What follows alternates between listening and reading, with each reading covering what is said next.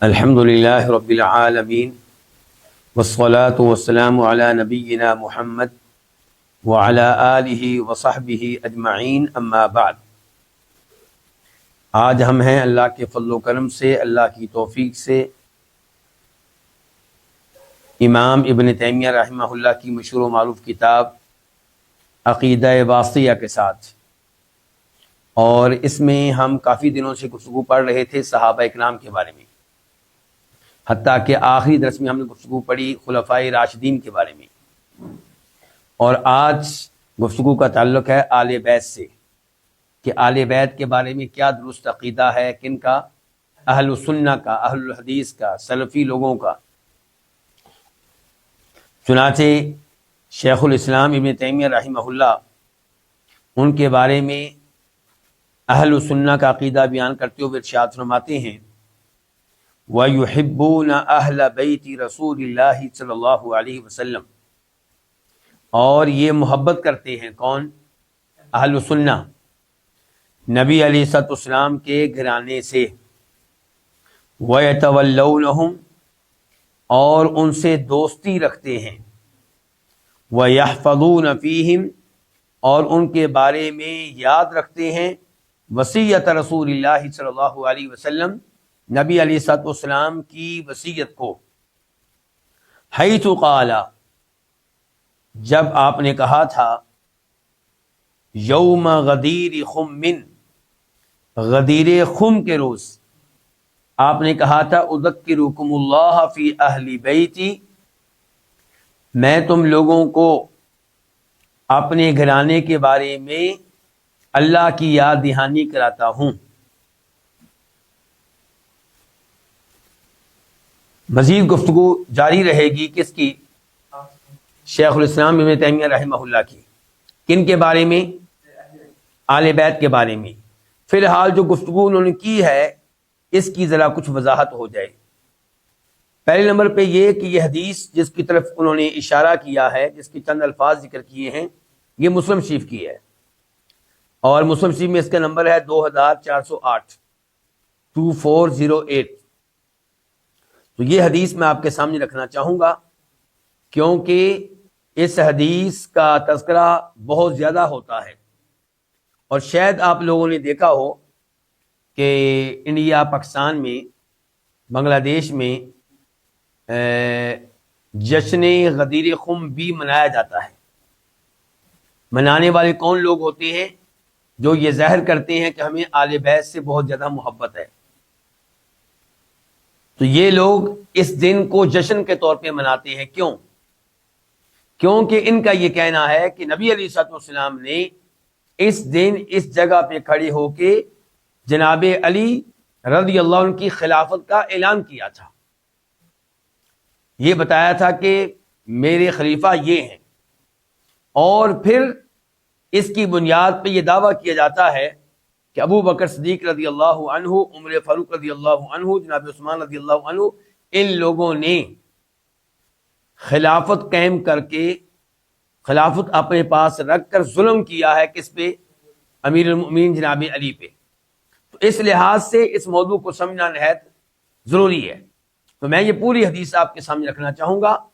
رکھنے کے کتنے مقاصد ہوں گے؟ دو۔ ایک یہ ہے کہ اس حدیث کے ذریعے آل بیت کی عظمت کا، شان کا، مقام و مرتبہ کا پتہ چلتا ہے، اور ہم اللہ کے فضل و کرم سے آل بیت کی شان کو ماننے والے اور ان سے محبت کرنے والے ہیں۔ ہم ان سے محبت کیوں نہ کریں؟ وہ ہمارے محبوب جناب محمد الرسول اللہ صلی اللہ علیہ وسلم کے رشتہ دار ہیں، آپ کے آل بیت میں سے ہیں، آپ کے گھرانے میں سے ہیں۔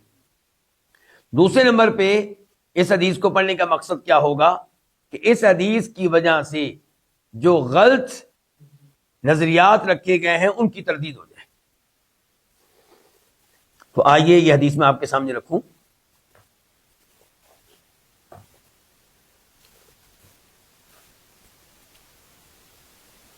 حدیث کے راوی ہیں یزید بن حیان الکوفی، یہ صحابی نہیں ہیں، صحابی سے نیچے ہیں۔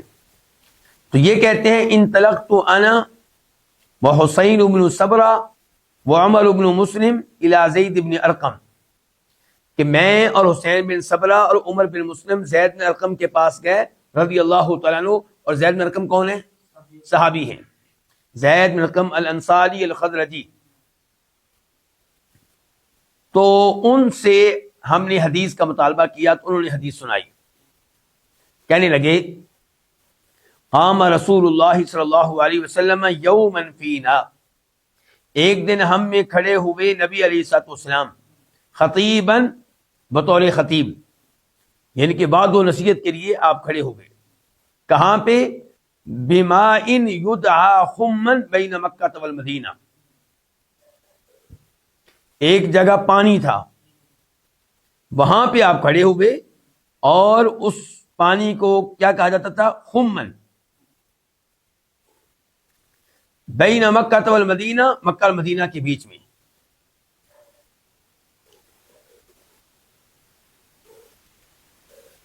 یعنی کہ نبی علیہ الصلوۃ والسلام صحابہ کرام کے ساتھ حج کر کے مدینہ آ رہے ہیں. ساری صورتحال آپ سمجھے. حج کر کے، اور حج آپ نے کس سال کیا ہے؟ ہجرت کے 10ویں سال. اور فوت کب ہوئے؟ 11ویں سال. یعنی کہ حج ہے ہجرت کے 10ویں سال اور فوت ہوئے 11ویں سال. یعنی کہ اس واقعے کے 3 مہینے بعد آپ فوت ہوئے. اس حدیث کے 3 مہینے بعد آپ فوت ہوئے.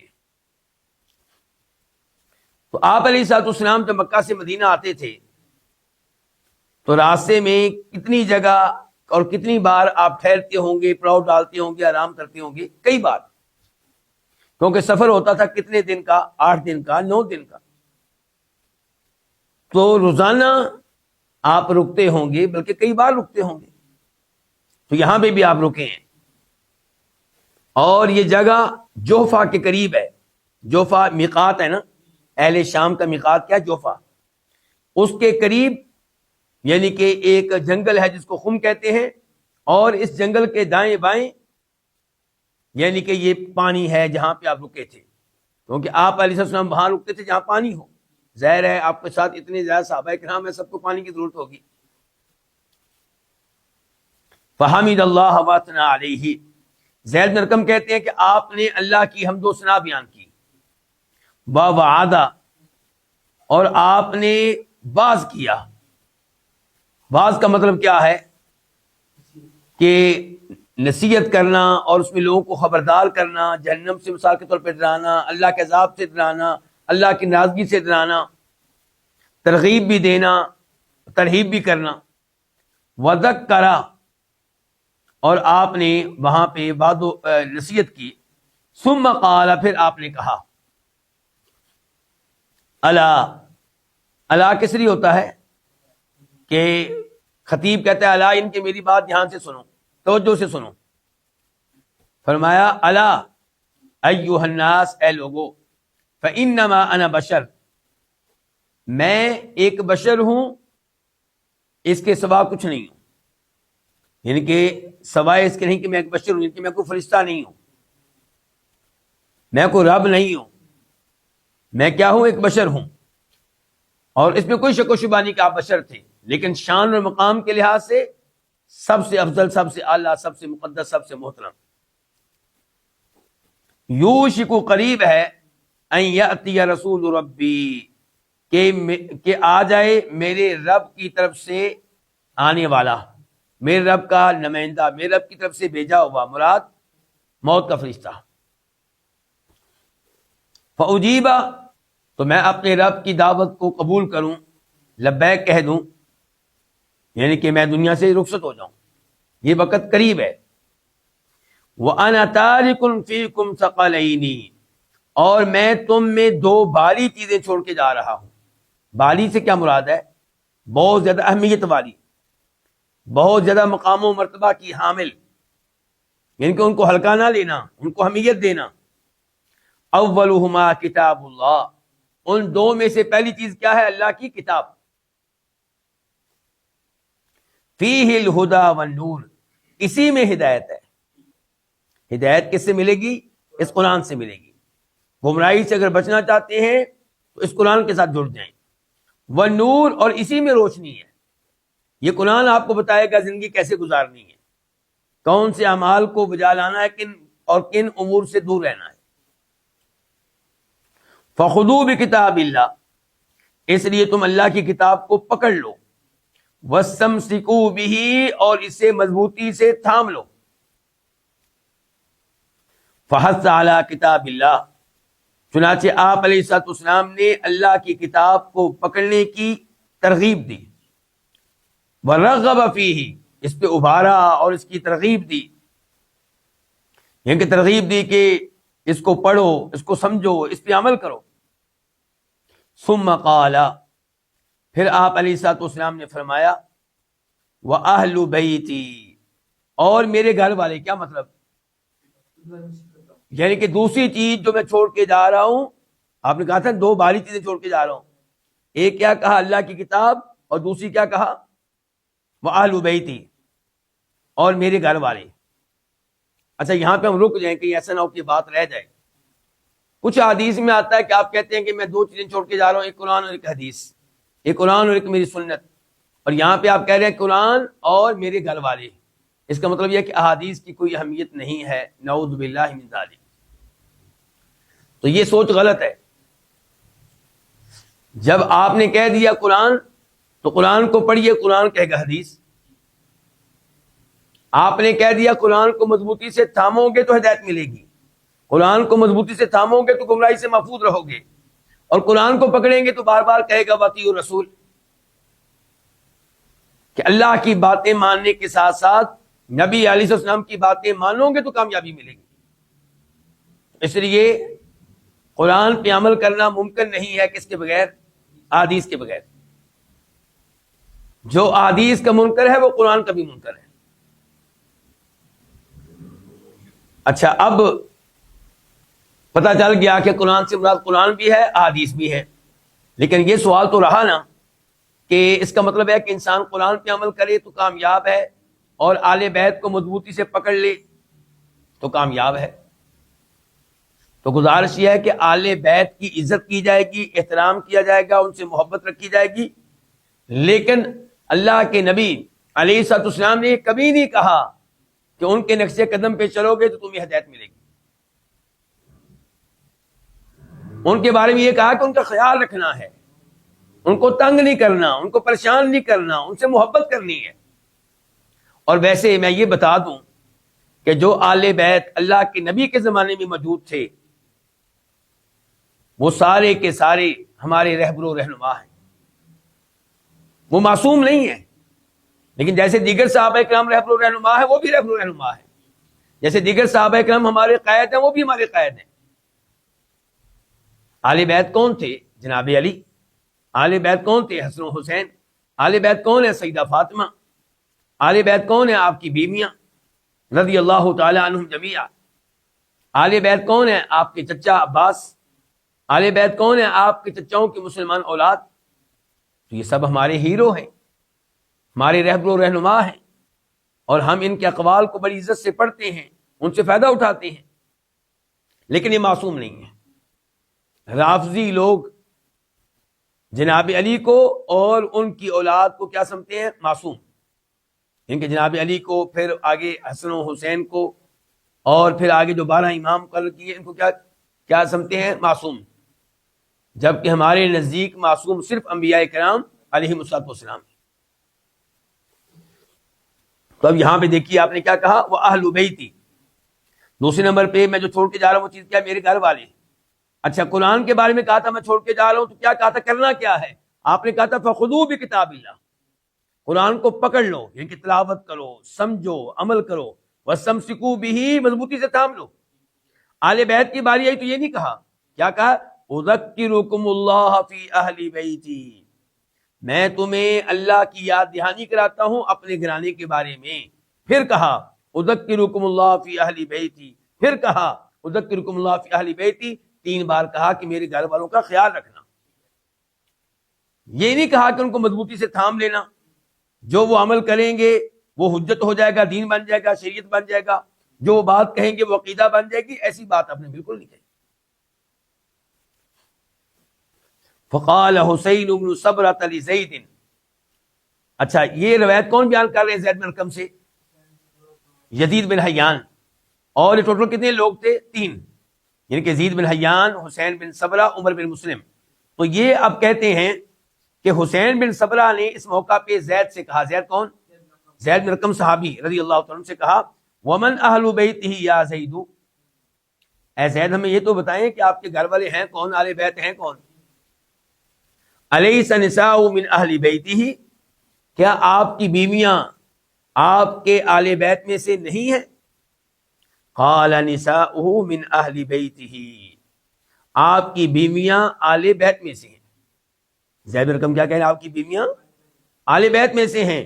ولیکن اہل بیتہ من حرم الصدقۃ بعدہ، لیکن اہل بیت وہ ہیں جن پہ زکوٰۃ حرام ہے آپ کے بعد، آپ علیہ الصلوۃ والسلام کے بعد. کیا مطلب ہے اس کا؟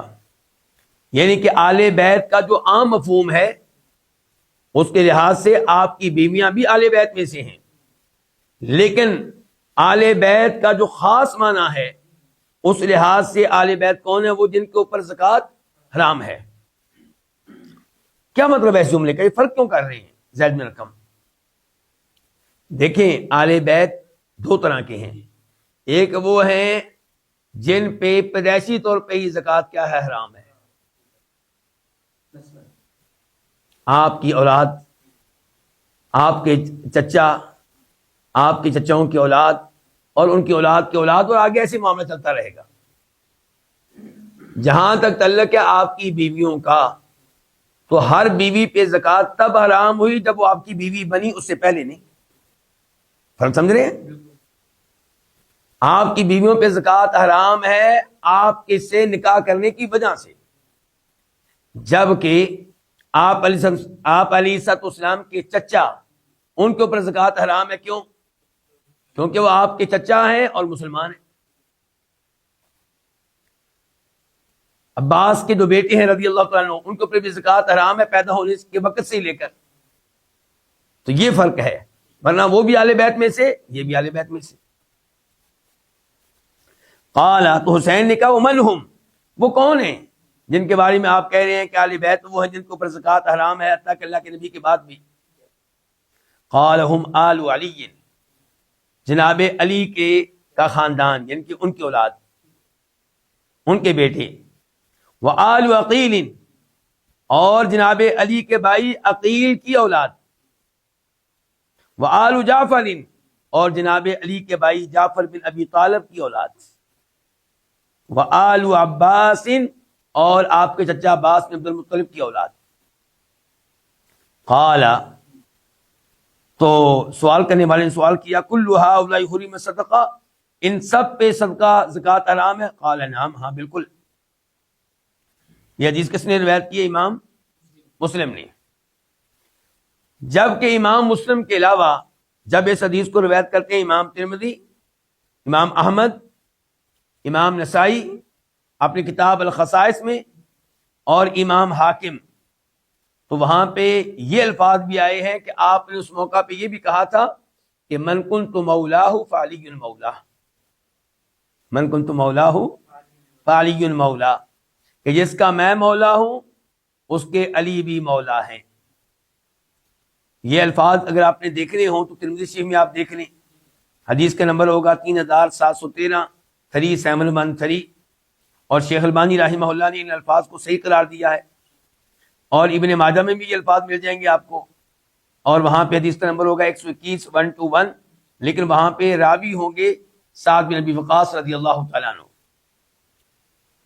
بہرحال یہ الفاظ سند کے لحاظ سے کیا ہوئے؟ صحیح ہوئے. تو آپ نے کیا کہا کہ جس کا میں مولا اس کے علی بھی مولا.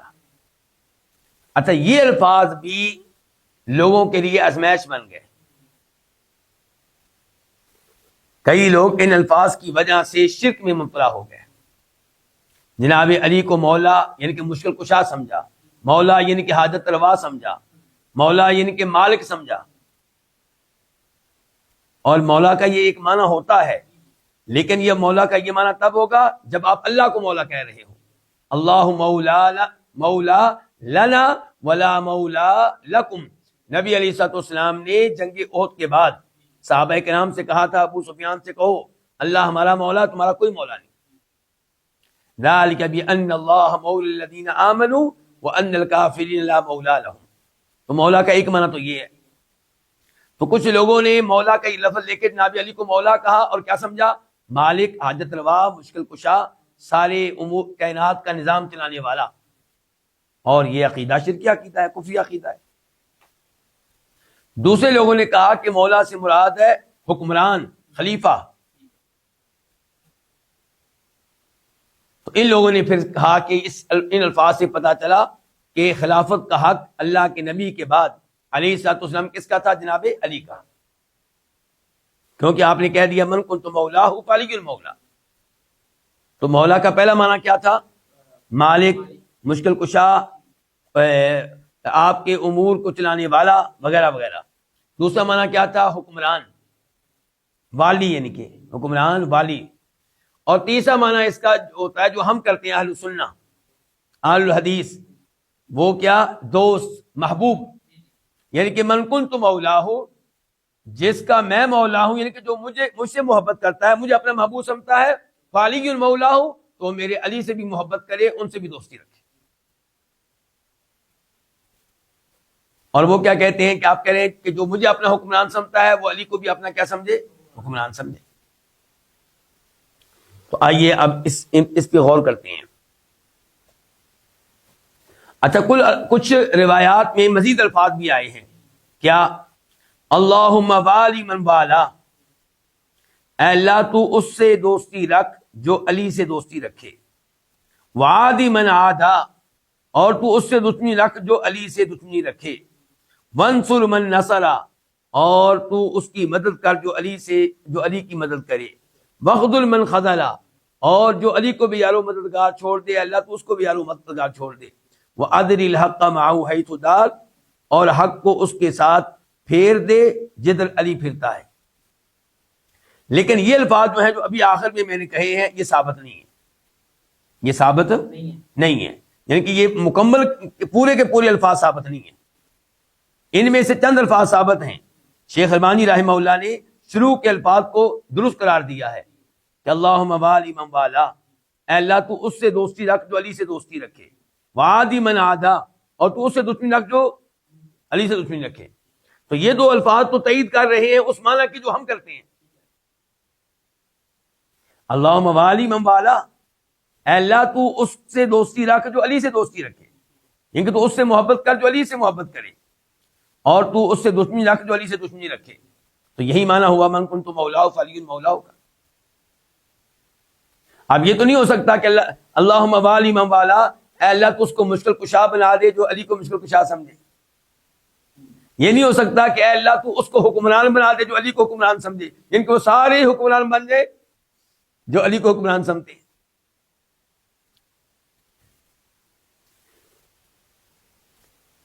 یہ جو پہلے الفاظ سے من کنت مولا فعلی المولا، یہ میں کہہ چکا ہوں کہ یہ صحیح ہے، اور ترمذی میں آئے ہیں، ابن ماجہ میں آئے ہیں. شیخ البانی رحمہ اللہ نے ان کو الصحیحہ میں جگہ دی ہے. 1750 1750 روایت کے تحت بتایا کہ حدیث صحیح ہے.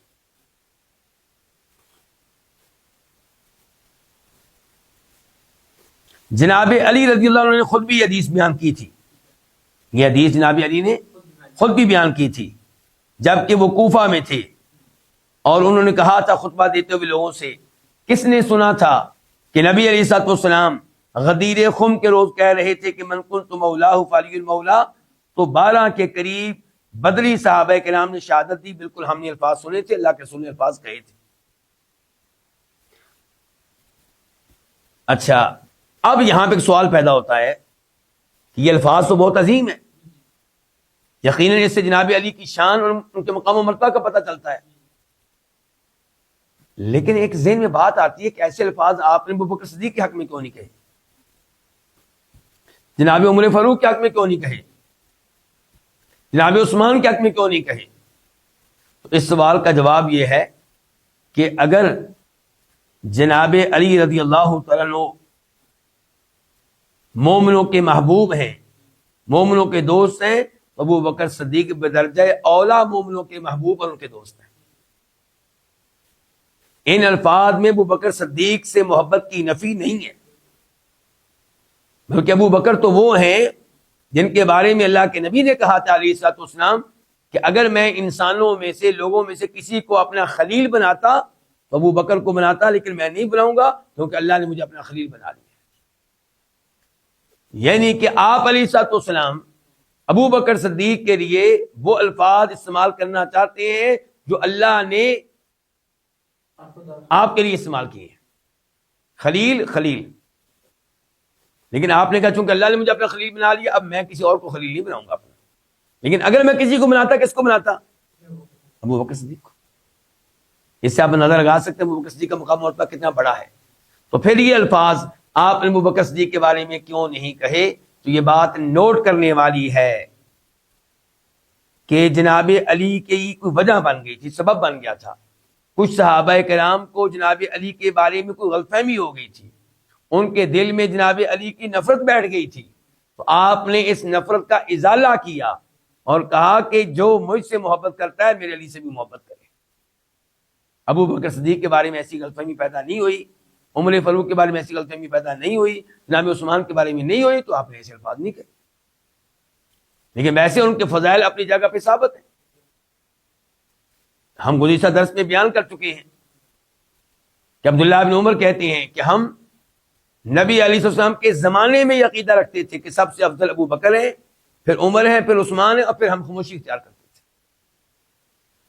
اور ایک روایت میں یہ بھی آیا کہ اللہ کے نبی کو اس بات کا علم ہوتا تو آپ نے اس پہ خاموشی اختیار کی، ان الفاظ کو، اس عقیدے کو غلط قرار نہیں دیا۔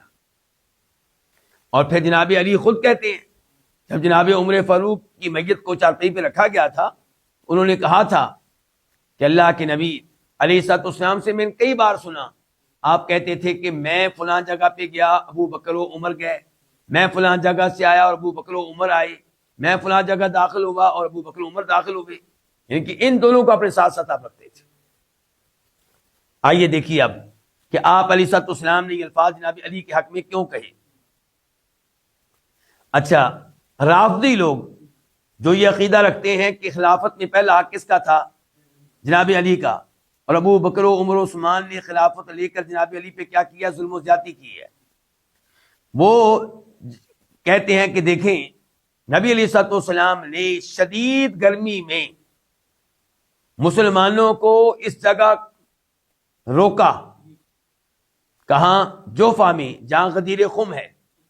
غدیر کہتے ہیں پانی کے تالاب وغیرہ کو، خم جگہ کا نام تھا، یعنی کہ خم جگہ پہ جو تالاب تھا وہاں پہ۔ اور کہتے ہیں یہ لوگ کہ اس وقت وہ لوگوں کی تعداد تھی 1,00,000، اور آپ نے ان کو کہاں روکا؟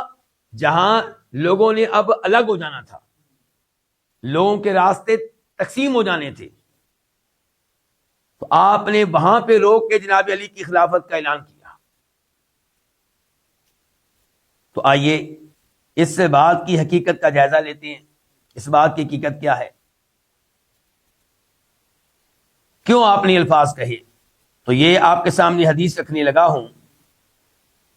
راوی ہیں بریدہ بن حسیب الاسلمی رضی اللہ تعالیٰ عنہ، کہتے ہیں کہ خالد بن ولید نے نبی علیہ الصلوۃ والسلام کی طرف پیغام بھیجا کہ آپ علیہ الصلوۃ والسلام کسی آدمی کو بھیجیں جو خالد بن ولید سے خمس کا مال وصول کر سکے، یعنی کہ خالد بن ولید کہاں؟ یمن میں، وہاں سے ان کو ملا ہے مال غنیمت۔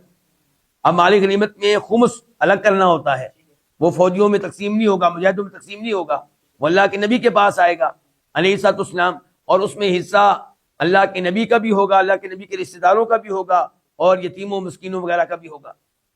تو جناب خالد بن ولید نے پیغام بھیجا کہ آپ کسی کو بھیجیں، تو چنانچہ علی آئے رضی اللہ تعالیٰ عنہ، کہاں؟ یمن، اور انہوں نے خمس کا مال خالد بن ولید سے لے لیا، اپنے قبضے میں لے لیا۔ پھر انہوں نے خمس کے مال میں ایک لونڈی تھی، اس کو اپنے لیے اختیار کیا اور اس کے ساتھ علیحدگی اختیار کی اور اس کے ساتھ تعلق قائم کیا۔ تو بریدہ کہتے ہیں، یہ راوی جو ہیں، تو مجھے اس سے علی سے نفرت ہو گئی کہ جناب والا، یعنی کہ انہوں نے لونڈی اللہ کے نبی کے پاس یہ مال لے جانے سے پہلے ہی رکھ لی اور اپنے ساتھ خاص کر لی. تو میں نے خالد سے کہا، کون کہہ رہے ہیں؟ بریدہ بن حسیب، الا تری الی ہادی، آپ دیکھتے نہیں ہیں ان کو، انہوں نے کیا کام کیا ہے. جب ہم نبی علیہ الصلوۃ والسلام کے پاس پہنچے، کون کہہ رہے ہیں؟ بریدہ. تو میں نے یہ ساری بات اللہ کے نبی کے سامنے رکھی. تو نبی علیہ الصلوۃ والسلام نے بریدہ سے کہا، یا بریدہ اتبغض علیا، اے بریدہ کیا تم علی سے نفرت کرتے ہو؟ فقلت، تو میں نے کہا نعم، جی ہاں. یعنی کہ اس واقعے کے بعد مجھے ان سے کیا ہو گئی ہے؟ نفرت ہو گئی ہے. فقال النبی صلی اللہ علیہ وسلم لبریدہ، تب آپ علیہ السلام نے بریدہ سے کہا تھا، لا تبغضہ، کہ علی سے کبھی بھی نفرت نہ رکھنا. فإن له في الخمس اکثر من ذلك، ان کا خمس میں جو حق بنتا ہے وہ اس سے کہیں زیادہ ہے. یعنی کہ انہوں نے تو ایک لونڈی لی ہے اور آپ کو اس وجہ سے ان سے نفرت ہو گئی ہے کہ انہوں نے لونڈی کیوں رکھی ہے اللہ کے نبی کی اجازت کے بغیر. علیہ الصلوۃ والسلام، آپ کو معلوم ہونا چاہیے کہ علی میرے رشتے دار ہیں اور ان کا خمس کے مال میں حصہ ایک لونڈی سے کہیں زیادہ ہے. اس حدیث کو کس نے روایت کیا؟ امام بخاری رحمہ اللہ نے، اور نمبر ہے 4350 4350. اور ایک روایت میں آتا ہے، یہ روایت آپ مسند احمد میں بھی دیکھ سکتے ہیں، وہاں پہ اس کا نمبر ہوگا 22945 22945. اور ترمذی میں بھی یہ روایت دیکھی جا سکتی ہے، وہاں پہ اس کا نمبر ہوگا 3712 3712. اس میں ہے کہ نبی علیہ السلام نے اس موقع پہ بریدہ سے کہا تھا کہ من کنت مولاہ فعلی مولاہ، کہ جو مجھ سے محبت کرتا ہے وہ میرے علی سے بھی محبت کرے، جو مجھ سے دوستی رکھتا ہے میرے علی سے بھی دوستی رکھے. اس کے علاوہ ایک سبب اور بھی بیان کیا جاتا ہے. تو بہرحال یہاں سے پتہ کیا چلا کہ کچھ صحابہ کرام کے دلوں میں غلط فہمی پیدا ہو گئی تھی جناب علی کے تعلق سے، اسی لیے آپ نے یہ الفاظ کہے کہ من کنت مولاہ فعلی مولا، کہ جو مجھ سے محبت کرتا ہے میرے علی سے محبت کرے، جو مجھ سے دوستی رکھتا ہے میرے علی سے دوستی رکھے. یعنی کہ ان کے بارے میں دل میں نفرت رکھنا جائز نہیں ہے. اچھا، اب رہا یہ مسئلہ کہ آپ نے یہ الفاظ کہے کہاں پہ جی؟ غدیر خم میں. کیوں جی؟ کیونکہ سب صحابہ کرام جمع تھے. کیوں جی؟ کیونکہ وہ آپس میں اب الگ ہونے والے تھے، راہ سے جدا جدا ہونے والے تھے. تو یہ سب باتیں غلط ہیں. کیوں غلط ہیں؟ کیونکہ صحابہ کرام کے جو راستے الگ ہوتے ہیں وہ جوفا میں آ کے نہیں ہوتے، وہ مکہ میں ہی ہوتے ہیں. مکہ سے ہی یمن والے یمن کو چلے جائیں گے، طیف والے طیف کو چلے جائیں گے، اور آپ کے ساتھ کون آئے؟ مدینہ والے آئے. تو گویا کہ آپ نے اس موضوع پہ گفتگو تب کی جب باقی صحابہ کرام چلے گئے، اور مدینہ والوں میں کی کیونکہ غلط فہمی چند مدینہ والوں میں واقع ہوئی تھی. اور یہ جو جگہ ہے غدیر خم جوفا میں، یہ مکہ سے تقریباً 175 کلومیٹر دور ہے، 175. اور جو یہ کہتا ہے کہ یہ وہ جگہ تھی جہاں حاجی الگ ہوتے ہیں، تو یہ اس کی بات بالکل غلط ہے. بلکہ راستے جدا ہوتے ہیں کہاں سے؟ مکہ سے. وہاں سے طیف والے طیف چلے جاتے ہیں، یمن والے یمن چلے جاتے ہیں، عراق والے عراق چلے جاتے ہیں. اچھا، اب اختلاف کیا ہے اہل سنہ میں، اہل الحدیث میں، سنی لوگوں میں، سلفی لوگوں میں اور ان رافضیوں میں. وہ اختلاف ہے من کنت مولاہ فعلی مولاہ کے معنی و مفہوم کے بارے میں. ورنہ ان الفاظ کو اہل سنہ بھی مانتے ہیں، یہ اللہ کے نبی نے کہے ہیں، بالکل کہے ہیں صلی اللہ علیہ وسلم. تو اہل سنہ کے ہاں ان الفاظ کا معنی کیا جو بار بار میں کر رہا ہوں، کہ جس کا میں محبوب ہوں اس کے علی بھی محبوب ہے، جس کا میں دوست ہوں اس کے علی بھی دوست ہیں. اور اس کی تائید ان الفاظ سے ہوتی ہے جو بعض روایات میں آئے ہیں، جو اس کے فوراً بعد آپ نے کہے تھے کہ اللہم والی من والا وعادی من عادا. اے اللہ جو علی سے دوستی رکھے تو اس سے دوستی رکھ، اور جو ان سے دشمنی رکھے تو اس سے دشمنی رکھ. تو اس سے پتہ چلا کہ آپ علیہ السلام لوگوں کو ترغیب دے رہے تھے جناب علی سے محبت کرنے کی. اور اس مفہوم کی تائید ایک اور روایت سے بھی ہوتی ہے. مسند احمد میں ایک روایت آتی ہے 23564 23564 کہ جناب علی نے کسی جگہ کچھ لوگوں سے کہا من القوم، تم کون لوگ ہو، کہ تمہارا تعارف کیا ہے؟ انہوں نے کہا تھا موالی کا یا امیر المؤمنین، موالی کا مولا کی جمع، یعنی کہ آپ سے محبت کرنے والے، آپ سے محبت کرنے والے ہیں۔ اور یہ بھی ذہن میں رکھیں کہ مسلم شریف کی حدیث ہے کہ نبی علیہ السلام نے زید بن حارثہ سے کہا تھا انت اخونا و مولانا، کہ زید تم ہمارے بھائی ہو، ہماری مولا ہو۔ تو وہاں پہ مولا سے کیا مراد ہے؟ ایک معنی کہ آپ ہمارے ذات کا غلام ہو، اور دوسرا یہ کہ تم ہماری کیا محبوب ہو، ہمیں تم سے محبت ہے، دوستی ہے آپ کے ساتھ۔ تو جناب علی رضی اللہ عنہ کی خاطر آپ جوفا میں غدیر خم میں نہیں رکے۔ اگر آپ ان کی خاطر رکتے تو جناب علی کی شان بڑی بلند ہے، کوئی بڑی بات نہیں تھی کہ اگر آپ ان کی وجہ سے رک جاتے، لیکن ایسا ہوا نہیں ہے، ایسا ہوا، بلکہ آپ کے مکہ سے مدینہ آتے ہوئے کئی سٹاپ تھے، کئی مقامات تھے جہاں پہ آپ رکے، ان مقامات میں سے ایک مقام یہ بھی ہے۔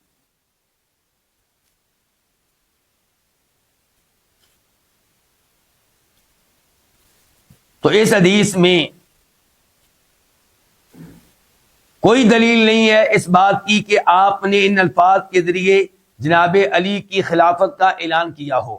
اگر آپ ان کی خلافت کا اعلان کرنا چاہتے تو آپ صاف صاف کہتے ہیں، مثال کے طور پہ علی خلیفتی من بعدی، میرے بعد میرے خلیفہ کون ہوں گے؟ علی ہوں گے۔ یا آپ کہتے علی الامام من بعدی، علی میرے بعد امام ہوں گے۔ یا آپ کہتے اذا انا مت فاسمعوا واطیعوا لعلی بن ابی طالب، جب میں فوت ہو جاؤں تم نے علی کی بات سننی ہے، ماننی ہے، اطاعت کرنی ہے۔ ایسا کچھ نہیں آپ نے کہا، آپ نے بس یہ کہا کہ من کنت مولاہ فعلی مولاہ، اور بار بار کہہ رہا ہوں مولا کا معنی کیا؟ دوست۔ اس کی تائید ایک ایت سے بھی ہوتی ہے، سورہ حدید ایت نمبر 15 فَالْيَوْمَ لَا يُؤْخَذُ مِنْكُمْ فِدْيَةٌ، روز قیامت جہنمیوں سے کہا جائے گا آج تم سے کوئی مال نہیں لیا جائے گا جس کو لے کر تمہیں چھوڑ دیا جائے، فدیہ کے طور پہ کوئی مال نہیں لیا جائے گا۔ وَلَا مِنَ الَّذِينَ كَفَرُوا، اور نہ ہی ان لوگوں سے جنہوں نے کفر کیا۔ مَأْوَاكُمُ النَّارُ، تم سب کا ٹھکانہ جہنم ہے۔ ہِیَ مَوْلَاكُمْ، ہِیَ جہنم تمہاری مولا ہے۔ کیا مطلب؟ حکمران ہے، مشکل کشا ہے؟ نہیں، ہِیَ مَوْلَاكُمْ، یہ تمہاری دوست ہے، اب تمہاری دوستی اسی کے ساتھ رہنی ہے۔ وَبِئْسَ الْمَصِيرُ، اور یہ برا ٹھکانہ ہے۔ ایک اور بات پہ غور کریں، کیا اللہ کے نبی اسلام نے کہا تھا کہ من کنت مولاہ فعلی مولاہ، جو مجھے مولا سمجھتا علی کو بھی مولا سمجھے میرے فوت ہونے کے بعد؟ یہ کہا آپ نے؟ آپ کے الفاظ کا مفہوم کیا ہے؟ ابھی سے ایسے ہی ہے نا، کہ جو مجھے مولا سمجھتا ہے وہ علی کو مولا سمجھے۔ یہ نہیں آپ نے کہا میرے فوت ہونے کے بعد، یہ نہیں کہا 3 مہینے کے بعد۔ اس کا مطلب ہے کہ جناب علی کا مولا ہونا اسی موقع سے ہے، اسی وقت سے ہے۔ تو اگر مولا کا معنی ہو حکمران، تو کیا جناب علی جو ہے اللہ کے نبی کے زمانے میں حکمران بن گئے تھے؟ کیا اسی زمانے میں خلیفہ بن گئے تھے؟ تو اس سے بھی پتا چلا کہ مولا کا معنی کیا ہے؟ دوست، محبوب۔ اور پھر یہ دیکھیں کہ آج جناب علی ہمارے مولا ہیں یا نہیں ہیں؟ اس کا مطلب یہ ہے کہ ہمارے محبوب ہیں، محبت ان سے رہے گی، قیامت تک رہے گی۔ لیکن اگر یہ کہا جائے حکمران، تو حکمران تو آج وہ نہیں ہے۔ تو مولا ان کا لقب اسی وقت سے شروع ہو گیا تھا اور ہمیشہ رہے گا۔ اور وہ پھر اس کا معنی کیا ہو سکتا ہے؟ دوست، محبوب۔ یہ ایسے ہی ہے جیسے اللہ تعالیٰ فرماتے ہیں سورہ مائدہ میں آیت نمبر 55 میں 55، انما ولیکم اللہ ورسولہ والذین آمنوا الذین یقیمون الصلاۃ ویؤتون الزکاۃ وہم راکعون، تمہارا دوست صرف اور صرف اللہ ہے اور اللہ کے رسول ہیں، اور وہ ایمان والے ہیں جو نماز قائم کرتے ہیں، زکوٰۃ ادا کرتے ہیں، وہم راکعون، اور وہ اللہ کے سامنے جھکنے والے ہیں، عاجزی اختیار کرنے والے ہیں۔ اس آیت کو میں نے آپ کے سامنے کیوں رکھا ہے؟ کیا بتانے کے لیے کہ اللہ تعالی دوست ہے اور اللہ کے رسول دوست ہیں، اور اہل ایمان ایمان والوں کے دوست ہیں۔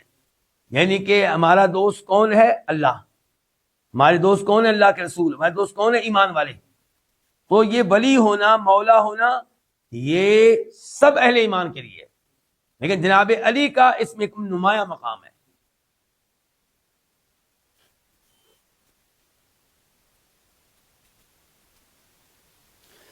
ایک اور ایسے بھی اس معنی کو آپ سمجھیں، یہ ہے سورہ تحریم آیت نمبر 4 ان تتوبا الی اللہ، اگر تم دونوں اللہ سے توبہ کر لو۔ اس آیت میں اللہ تعالیٰ مخاطب ہیں کس سے؟ سیدہ عائشہ سے، سیدہ حفصہ سے۔ اگر تم اللہ سے توبہ کر لو تو تمہارے لیے بہت بہتر ہے۔ فقط سغت قلوبکما، کیونکہ تمہارے دل ایک جانب مائل ہو گئے تھے۔ وَإِن تَظَاهَرَا عَلَيْهِ، اور اگر تم ایک دوسرے کی مدد کرو اللہ کے نبی کے خلاف، فَإِنَّ اللَّهَ وَمَوْلَاهُ، تو اللہ تعالیٰ آپ کا مولا ہے، اور جبریل بھی آپ کے مولا ہیں، اور نیکوکار مومن بھی آپ کے مولا ہیں۔ لو جی، اب یہ مولا کا کون سا معنی ہے؟ جو اللہ تعالیٰ کی طرف بھی اس کی نسبت کی جا رہی ہے، جبریل کی طرف بھی کی جا رہی ہے، اور عام مومنوں کی طرف بھی کی جا رہی ہے۔ تو یہ کون سا ہوگا؟ ہاں جی، یعنی کہ اللہ تعالیٰ بھی اللہ کے رسول سے محبت کرنے والا، اور جبریل علیہ السلام بھی اللہ کے نبی سے محبت کرنے والے اور آپ کی تائید کرنے والے، اور عام مومن صحابہ کرام بھی اللہ کے نبی سے محبت کرنے والے اور آپ کی تائید کرنے والے۔ تو جو مولا کا معنی یہاں پہ ہے وہی مولا کا معنی وہاں پہ ہے۔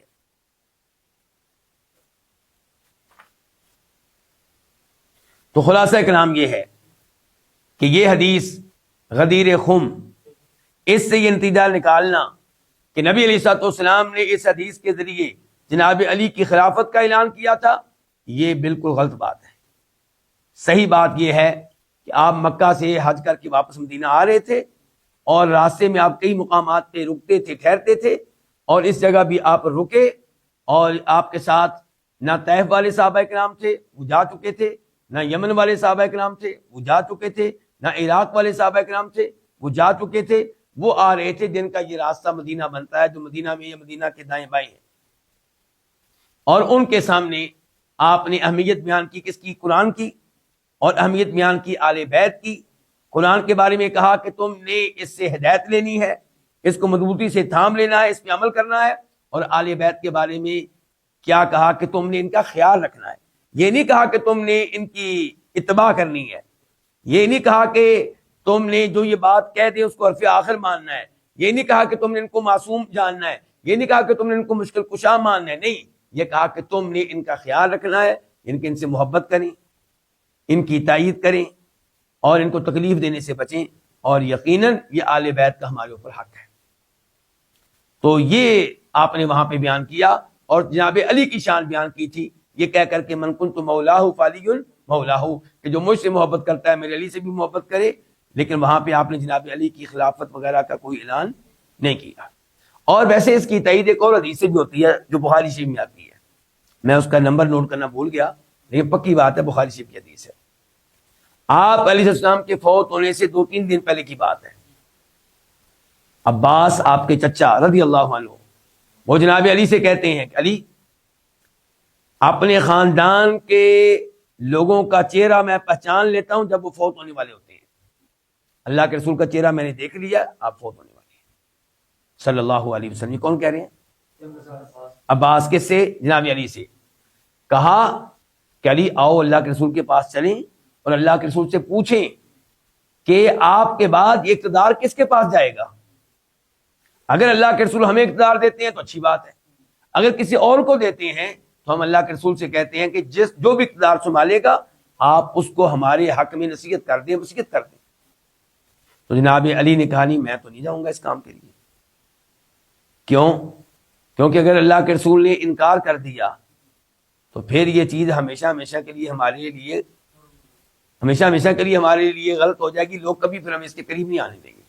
اس لیے ان کا مفہوم یہ تھا، یہ الفاظ ان کے نہیں ہیں، ان کا مفہوم یہ تھا کہ ہمیں اس معاملے میں خاموشی اختیار کرنی چاہیے۔ تو اگر اللہ کے رسول علیہ الصلوۃ والسلام نے غدیر خم کے خطبے میں جناب علی کی خلافت کا عام اعلان کر دیا تھا، تو عباس کیوں کہہ رہے ہیں کہ آؤ معلوم کریں، اور علی کیوں کہہ رہے ہیں کہ نہیں یہ کام نہیں کرنا؟ علی کہتے ہیں نا وہ تو اعلان ہو چکا ہے، پوچھنے کی کیا ضرورت ہے؟ تو ایسی کوئی بات نہیں ہے۔ لیکن بہرحال ان الفاظ سے آل بیت کی شان معلوم ہوئی، اور یہی ہمارا آج کا موضوع ہے۔ یہ روایت تھی کس کتاب کی؟ مسلم شریف کی۔ اس کے بعد کہتے ہیں ابن تیمیہ رحمہ اللہ، وقال ایضا للعباس عمہ، آپ علیہ الصلوۃ والسلام نے آپ کے چچا عباس سے بھی کہا تھا. کیا کہا تھا وہ بھی آگے آتا ہے. درمیان میں چھوٹی سی وضاحت پیش کی ہے کنہوں نے؟ ابن تیمیہ نے. کہتے ہیں وقد اشتکا الیہ، جب کہ آپ کے چچا عباس نبی علیہ الصلوۃ والسلام کے پاس شکایت لے کر آئے. کیا شکایت لے کر آئے؟ کہ ان بعض قریش یجفو بنی ہاشم، قریشیوں میں سے کچھ لوگ ایسے ہیں جو بنو ہاشم سے محبت نہیں کرتے، ان کے ساتھ جفا کرتے ہیں، ان کے ساتھ سختی کا معاملہ کرتے ہیں، محبت کا معاملہ نہیں کرتے.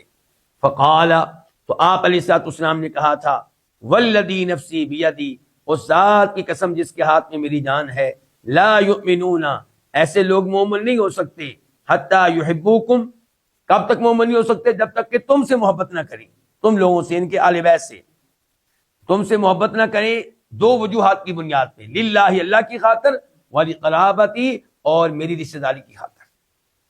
تو اس سے بھی شان معلوم ہوئی کن کی؟ آل بیت کی. لیکن معذرت کے ساتھ یہ حدیث ضعیف ہے. آل بیت کی شان سر آنکھوں پہ، اور وہ ثابت ہے، اور ہم ان سے محبت کرتے ہیں، لیکن یہ حدیث ثابت نہیں ہے. اس حدیث کو روایت کیا امام ترمذی نے، نمبر ہے 3758 3758، اور الفاظ ہیں کہ والذی نفسی بیدی، اس حدیث میں الفاظ یہ ہیں اس ذات کی قسم جس کے ہاتھ میں میری جان ہے، لا يدخل قلب رجل الایمان، کسی آدمی کے دل میں ایمان داخل ہی نہیں ہوگا، حتی یحبکم للہ ولرسولہ، جب تک کہ تم لوگوں سے محبت نہ وہ کرے اللہ کی خاطر اور اللہ کے رسول کی خاطر. اچھا، یہ الفاظ کہاں آئے؟ ترمذی شریف میں، لیکن یہ حدیث ضعیف ہے، اس کی سند ثابت نہیں ہے. شیخ البانی رحمہ اللہ نے بھی اس کو ضعیف قرار دیا ہے. اچھا، امام احمد نے بھی اس حدیث کو روایت کیا اپنی کتاب میں، انہی الفاظ کے ساتھ جو اوپر گزرے ہیں، اگرچہ وہاں پہ راوی خود کون ہے؟ عباس رضی اللہ عنہ، اور وہاں پہ نمبر ہے 1772 1772 اور 1773، لیکن مسند احمد کے محققین نے اس روایت کو ضعیف قرار دیا ہے. اچھا، مسند احمد میں اور الفاظ بھی آئے ہیں کہ واللہ لا يدخل قلب امرئ ایمان حتی یحبکم للہ ولقرابتی، اللہ کی قسم کسی آدمی کے دل میں ایمان داخل ہی نہیں ہوگا جب تک کہ تم لوگوں سے محبت نہ کرے اللہ کی وجہ سے اور میری رشتہ داری کی وجہ سے.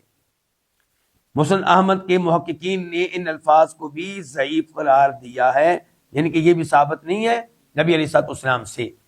اچھا، اس روایت میں جو بھی ہم نے پڑھی ہے، یہ وضاحت آئی ہے کہ اللہ کے نبی نے آل بیت کی شان میں یہ کہا کہ کوئی مومن نہیں ہو سکتا جب تک کہ آل بیت سے محبت نہ کرے اللہ کی وجہ سے اور رشتہ داری کی وجہ سے.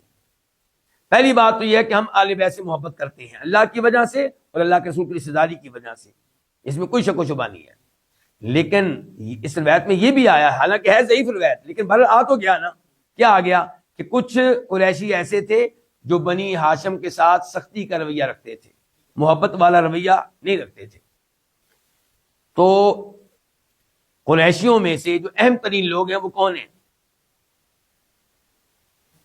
ابو بکر صدیق رضی اللہ عنہ، عمر فاروق رضی اللہ عنہ. ان سے بڑا کون ہوگا قریشی؟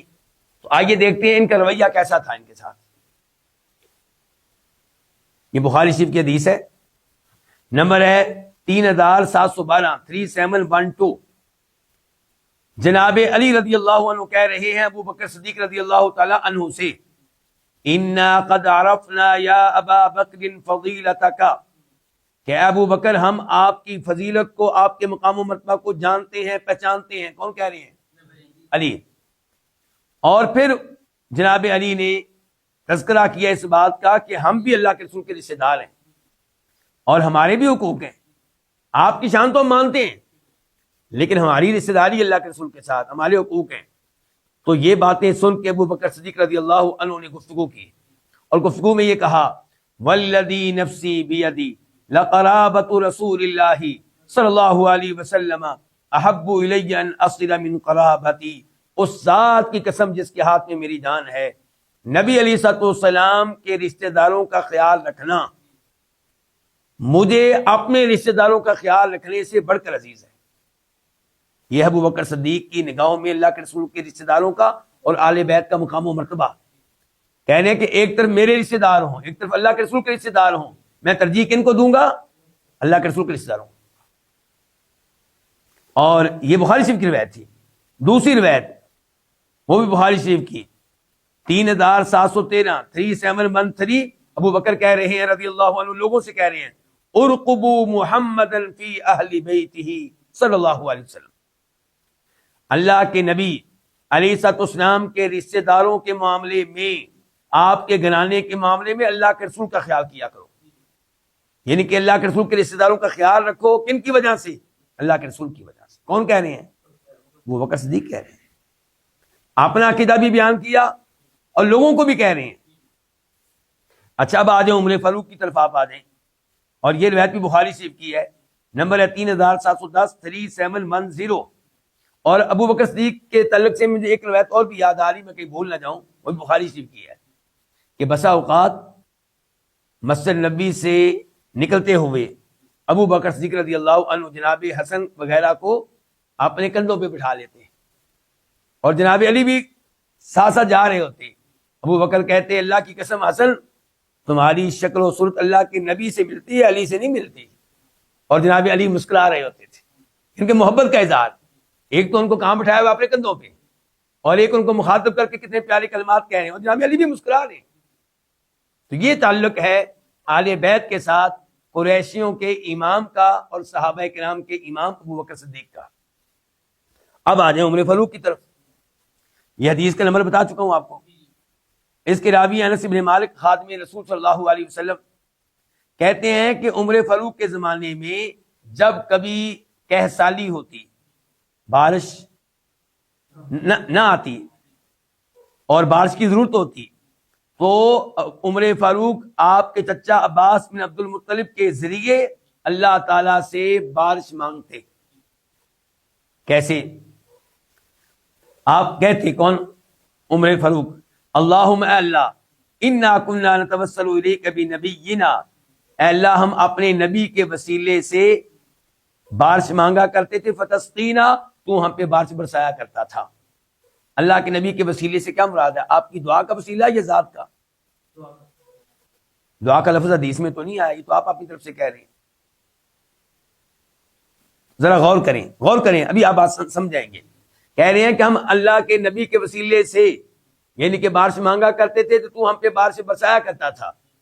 وَإِنَّا نَتَوَسَّلُ إِلَيْكَ بِعَمِّ نَبِيِّنَا، اب ہم اپنے نبی کے چچا کے وسیلے سے بارش لے رہے ہیں، فسقینا تو ہم پہ بارش برسا. چنانچہ بارش برستی ان کے اوپر. اگر ہوتا یہ وسیلہ اللہ کے نبی کی ذات کا تو فوت ہونے کے بعد بھی آپ کی ذات تو موجود ہے. اللہ کو کہیں یا اللہ تجھے تیرے نبی کا صدقہ ہے بارش برسا. لیکن کہہ رہے ہیں کہ اللہ کے نبی جب تھے تو آپ کے وسیلے سے بارش لیتے تھے، اب آپ کے چچا کے وسیلے سے. اس سے پتا چلا کہ یہ وسیلہ تھا آپ کی دعا کا، کیونکہ جب تک آپ زندہ تھے ہم آپ سے رابطہ قائم کرتے تھے تو آپ ہمارے لیے دعا کیا کرتے تھے. اب آپ زندہ نہیں ہیں، آپ کے چچا عباس زندہ ہیں، ہم ان کو میدان میں لے کر آئے ہیں، وہ دعا کریں گے یا اللہ ہم پہ بارش برسانا. میرے کہنے کا مطلب یہ ہے کہ عمر فاروق سب صحابہ کرام کے سامنے آپ کے چچا عباس کو اہمیت دے رہے ہیں کہ نہیں دے رہے؟ سب کے سامنے اہمیت دے رہے ہیں. تو یہ ہے آل بیت کا مقام صحابہ کرام کی نگاہوں میں. اور اس موضوع پہ آخری حدیث جلدی سے بیان کر دیتا ہوں تاکہ موضوع اپنے اختتام کو پہنچے. ابن تیمیہ کہتے ہیں آل بیت کی شان بیان کرتے ہوئے وقالا کہ آپ علیہ الصلوۃ والسلام نے یہ بھی کہا تھا ان اللہ اصطفیٰ بنی اسماعیل، اللہ تعالیٰ نے بنو اسماعیل کو چن لیا، سلیکٹ کیا. ان کے ابراہیم علیہ السلام کی اولاد میں سے اسماعیل علیہ السلام کی اولاد کو اللہ نے زیادہ اہمیت دی ہے بنو اسحاق کے مقابلے میں. وَاصْطَفَىٰ مِن بنی اسماعیل کنانہ، اور اسماعیل علیہ السلام کی اولاد میں سے اللہ تعالی نے چن لیا کنانہ کو. وَاصْطَفَىٰ مِن کِنَانَةَ قُرَيْشًا، اور اللہ تعالی نے کنانہ میں سے چن لیا، سلیکٹ کیا قریشیوں کو، قریش کو. وَاصْطَفَىٰ مِن قُرَيْشٍ، اور اللہ نے قریش میں سے چن لیا کن کو؟ بنی ہاشم کو. بنو ہاشم شان کن کی؟ بنو ہاشم کی. اور بنو ہاشم کون؟ اللہ کے رسول کے رشتے دار. وَاصْطَفَانِي مِن بنی ہاشم، اور پھر بنو ہاشم میں سے اللہ نے مجھے چنا. یہ آپ کی اپنی شان ہوئی. تو اللہ کے نبی اسلام کی شان کیا کہ آپ چنے ہوئے ہیں، یعنی کہ اللہ تعالیٰ نے تمام لوگوں میں سے چن لیا ابراہیم علیہ السلام کو، ابراہیم علیہ السلام کی اولاد میں سے چن لیا اسماعیل علیہ السلام کو، اسماعیل علیہ السلام کی اولاد میں چن لیا کنانہ کو، کنانہ کی اولاد میں سے قریش کو، قریش کی اولاد میں سے ہاشم کو، اور ہاشم کی اولاد میں سے اللہ کے نبی کو۔ اللہ کے نبی بہت ہی اللہ تعالیٰ کے پیارے ہیں، بڑا مقام و مرتبہ ہے ان کا، اللہ کے بڑے خاص بندے ہیں۔ اور لیکن اس کے ساتھ ساتھ بنو ہاشم کی شان بھی اس حدیث سے معلوم ہو رہی ہے، اور اس حدیث سے یہ بھی معلوم ہو رہا ہے کہ عرب جو ہیں باقی لوگوں سے افضل ہیں۔ یہ جو ہمارے ہاں نفرت پھیلائی جا رہی ہے عربوں کے بارے میں، اس کا حصہ نہ بنیں۔